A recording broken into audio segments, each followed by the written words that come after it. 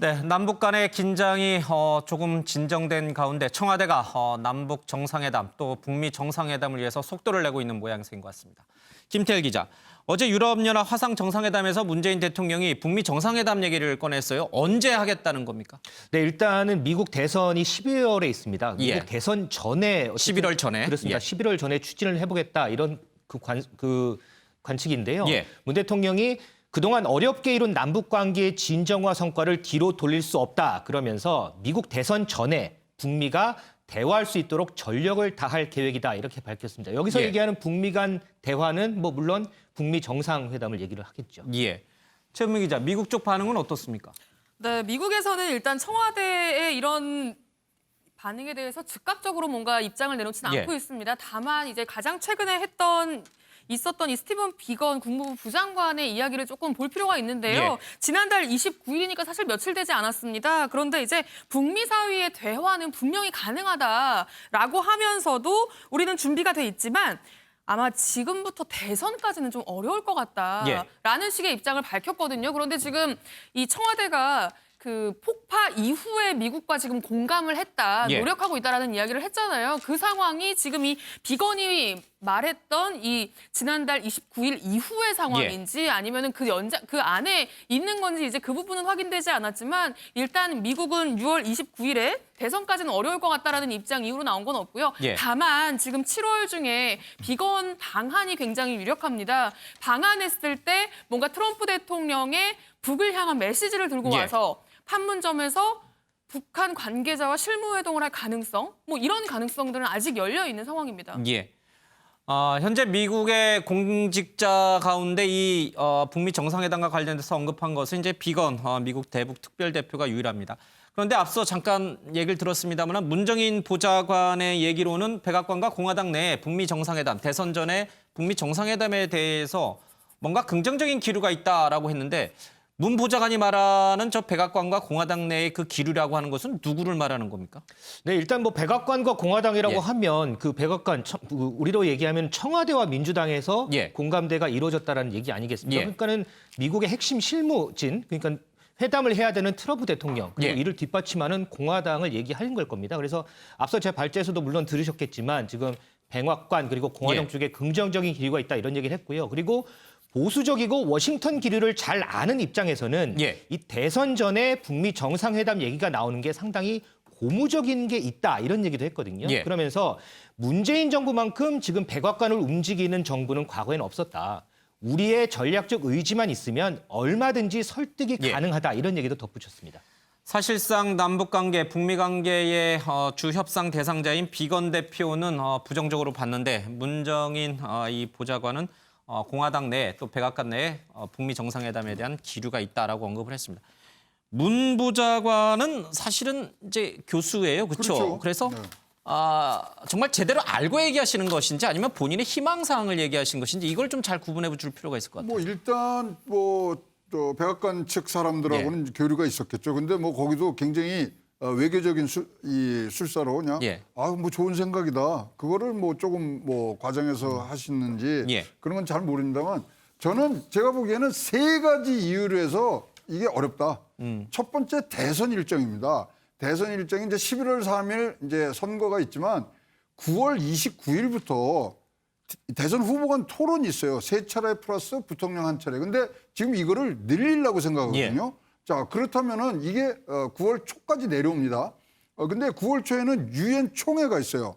유엔 총회가 있죠. 그다음에 대통령 양국 정상이 만나려면 실무진들이 어마어마한 숫자의 실무진들이 예. 어디선가 만나서 얘기를 해야 돼요. 그 사람들 나갔다 들어오면 14일 자가격리입니다. 코로나 때문에요. 그렇죠. 예. 그렇기 때문에 이 부분이 일정상으로 지금 나올 수가 없는 상황이고요. 두 번째, 미국이 갖고 있는 지금 생각은 북한으로부터는 자기네들이 얻을 수 있는 걸 다 얻었다고 생각하거든요. 미군 유해 송환됐죠. 억류 미국인 다 석방됐죠. 그다음에 이 장거리 미사일 안 쏘죠. 그다음에 뭐 여러 가지 이것들에서 정상회담 두 차례 더 이상 얻을 게 없어요. 예. 그러니까 아젠다에 사실 없고 제일 큰 문제는 세 번째 이거죠. 김정은이는 원하는가? 북미 정상회담을 네. 예. 아니 미국을 잔뜩 설득을 해놨는데 지금 뭐 이 강성으로 봐서는 김정은이 뭐 여기에 위원장이고 뭐 와서 대북 대응할 제재 거- 해제를 원하고 있지 않습니까? 그러니까 그렇다면 책 한 권이 되는 전제 조건이 올 텐데 그걸 비핵화와 어떻게- 관련된, 예. 그걸 어떻게 지금 이 소화를 해낼 수 있느냐 예. 이런 걸로 봤을 때 굉장히 지금 뭐 가능성이 희박하다. 가능성이 희박하고 예. 과연 이걸로 해서 트럼프가 얻을 수 있는 이득이 그렇게 크냐? 그것도 뭐 정치 공학적인 대선 차원에서 봤을 때는 그렇게 크질 않은 걸로 봐서는 저는 가능성에 대해서는 굉장히 적다고 예. 보고 있습니다. 지금 사실 북한이 많이 화가 나 있는 상태잖아요.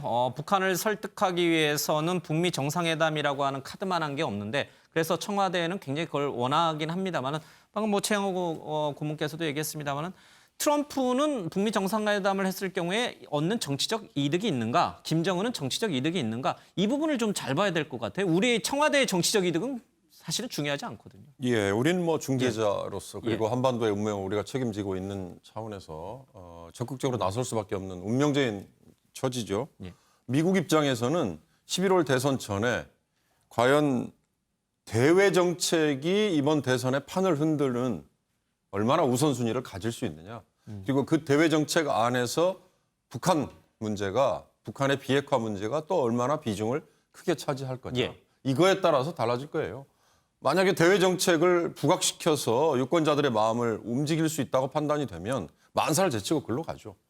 코로나를 덮을 수 있고 실업률로 얘기되는 경제 지금 실패를 덮을 수 있으니까. 덮을 수 있다면. 그리고 그 대외 정책 중에 지금 보면 뭐 다른 나라들이 특별히 현안이 없다면 북한 비핵화 문제를 다시 부각을 시켜서 왜냐 그동안에 트럼프가 4년 동안 공을 들인 것 중에 하나였으니까 그걸 유권자들에게 다시 환기를 시킴으로써 내가 이만큼 했다라고 부각을 시킬 수 있죠.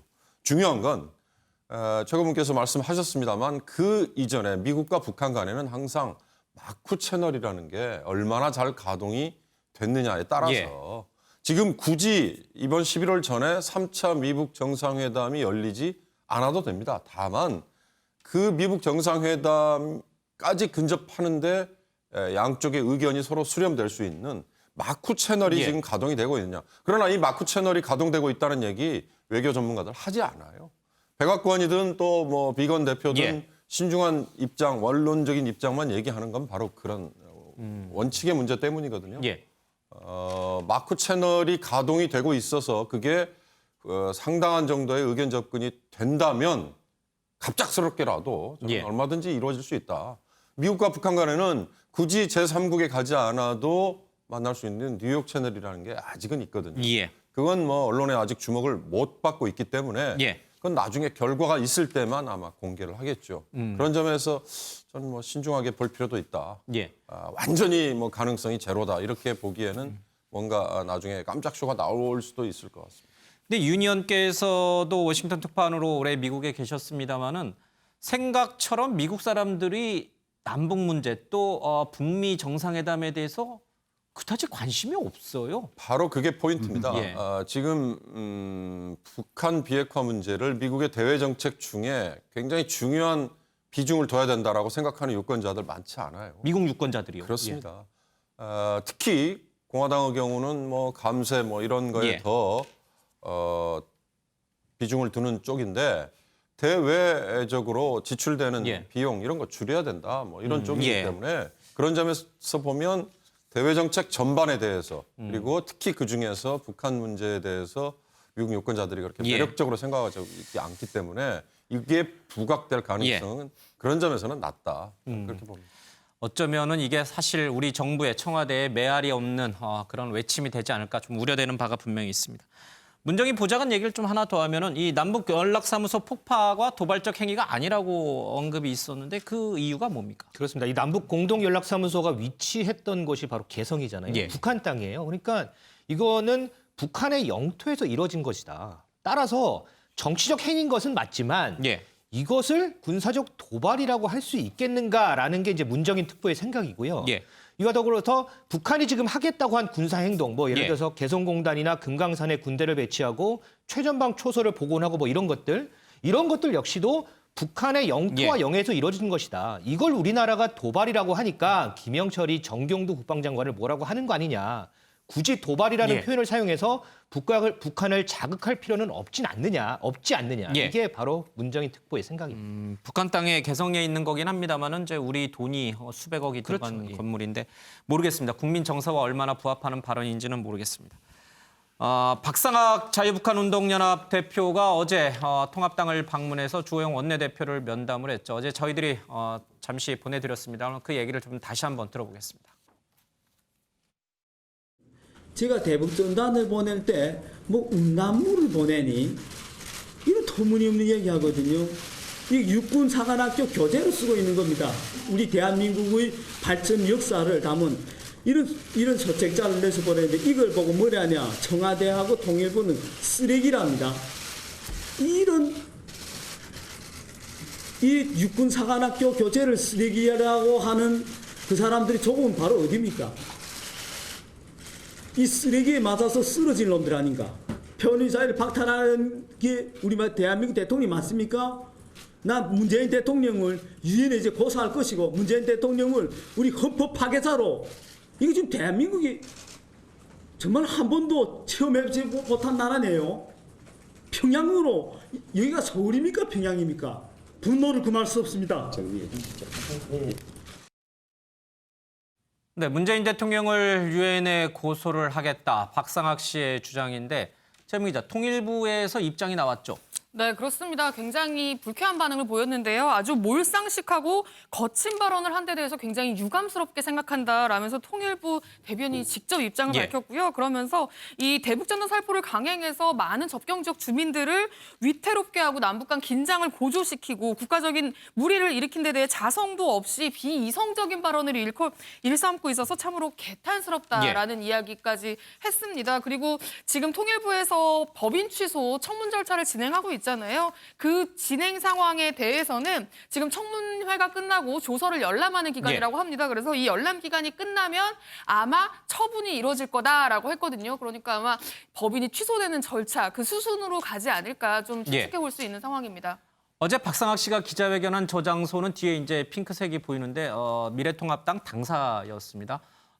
통일부가 고발을 했고 경찰이 소환 조사까지 벌인 피의자 신분인데 적절하다고 보세요? 저는 여러 가지로 참 부적절했다고 예. 봅니다. 저 자리를 마련한 곳이 지금 그러니까 미래통합당이잖아요. 예. 미래통합당이 지금 대한민국 제1야당인데 제1야당 대표가 원내대표가 바로 옆에 앉아 있는데 방금 화면에 적나라하게 나왔습니다만 저런 얘기에 국민들이 과연 공감을 할까? 저는 거듭 말씀드립니다만 보수 정부 시절에도 남북 관계에 바람직하지 않았다고 판단이 됐을 경우에는 대북 전단 날리는 거를 만류했던 적이 있어요. 이명박 정부 시절에도 그랬고 박근혜 정부 시절에도 그랬어요. 지금 박상학 씨를 중심으로 하는 대북 전단을 날린다는 저 단체들이 여러 가지 차원에서 지금 적절하지 않은 것 같다라고 예. 얘기됐고요.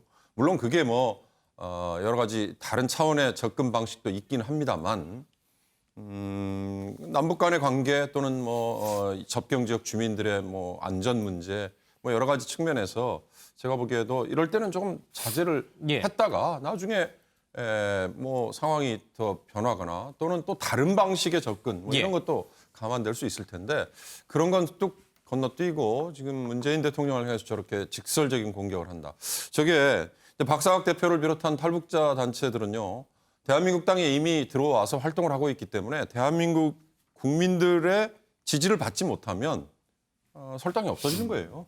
근데 저런 식으로 막무가내 얘기를 하는 게 물론 뭐 예. 모르겠습니다. 그 오른쪽에 아주 많이 가 있는 보수 단체들 중에 당연히 할 얘기를 했다 이렇게 말씀하시는 분들이 있을진 모르겠습니다만 그러나 이성적인 판단을 하고 있는 중간지대에 계시는 분들한테는 저런 얘기를 할수록 외면을 당할 것 같아요. 예.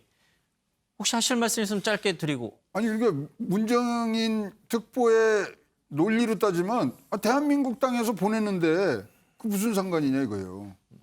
개성 땅에서 네, 남북 연락사무소 개성 땅에서 폭파시킨 게 폭파한 북한의 것처럼. 자유이듯이. 예. 그렇다면 지금 저는 문재인 대통령 주위에 있으신 분들이 좀 올바른 그런 코치를 좀 해주시면서 얘기를 해주셔야 돼요. 아니 우리나라 헌법은 한 번 더 그 부속도서로 돼 있는 거 아닙니까? 그럼 저렇게 부시는 것 자체를 먼저 우리가 지탄을 하고 여기서 지금 뭐 우리 윤 의원께서 말씀하면 저는 300% 동감하거든요.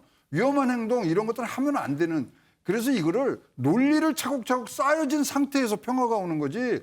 지금 뭐 이런 뭐 이 어떤 기준 없이 자꾸만 이렇게 하는 부분들 예. 조금 대통령 주변에 이런 외교안보 통일 관련하신 분들이 조금 더 이 섬세하고 그다음에 좀 진취적인 생각들을 좀 가지셨으면 좋겠습니다. 알겠습니다.